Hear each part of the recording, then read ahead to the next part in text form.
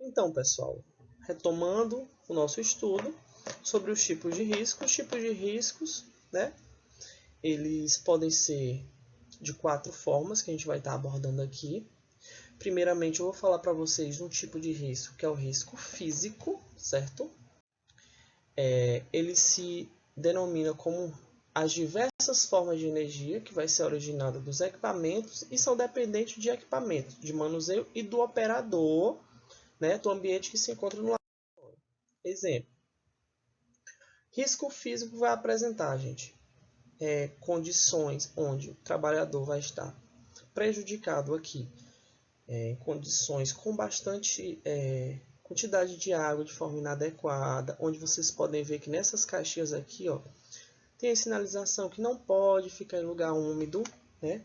Sem falar que o profissional a longo prazo vai ter algum problema respiratório, né? Aqui, profissional trabalhando em péssimas condições, um sol quente, né? Se expondo a raios ultravioletos. Se fosse Teresina, ele trabalhar 3 horas, ele fica da cor de um... fica torrado, né? E aí, a longo prazo, vai ter o quê? Problema de pele, problema dermatológico, consequentemente, a evolução de um câncer de pele, né? Aqui, barulhos e ruídos, barulhos e ruídos, barulhos e ruídos, né? E aqui, péssimas condições de iluminação. Então, são diversas formas de energia que pode estar expondo aquele trabalhador a um risco de agente físico, viu, pessoal? Diferença de risco físico, porque são formas de energia. Aqui, a água, aqui, umidade, desculpa, aqui, raios ultravioletas muito evidentes, ruídos e barulhos, né? Péssima iluminação. Aqui o risco biológico, né?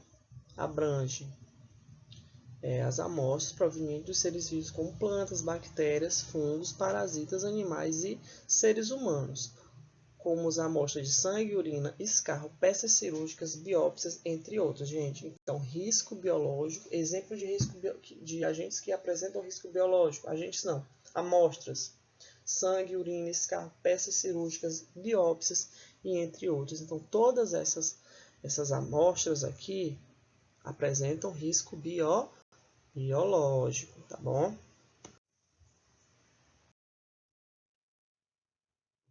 Aqui é um exemplo, pessoal, de fungo que apresenta risco biológico, né? Que aqui ele diz quando o fungo é do bem, que é o caso da penicilina, que é um antibiótico de amplo aspecto, né? Para causas de inflamações e infecções bacterianas, e o fungo do mal, que são micoses de extrema agressividade, não é isso? Vocês podem ver aqui o bolor em uma fruta. Tá? Vamos aqui. Risco biológico. Aqui foi só para vocês ficarem atentos, porque se tratando de riscos biológicos, podem acontecer acidentes com materiais biológicos, certo? A infecção por uma contaminação por um furo de uma agulha, entendem?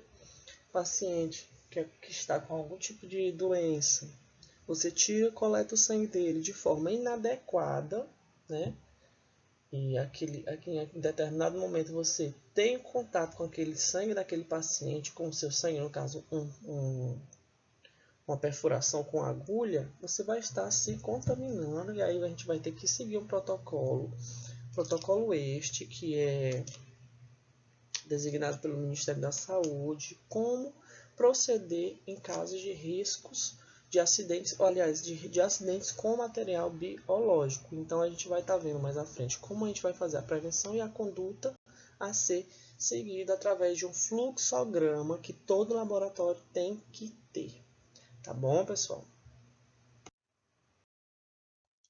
Tá, professor, mas todo material biológico apresenta risco? Não necessariamente. Aqui eu coloquei um tipo de material biológico que não apresenta risco de transmissão no caso de um vírus HIV, que são eles: suor, lágrima, fezes, urina, vômito, secreções nasais, saliva, exceto em ambientes odontológicos. Importante salientar aqui, esses analitos aqui que eu coloquei sangue, se não tiver entrado em contato com sangue, não apresentam risco de transmissão, tá?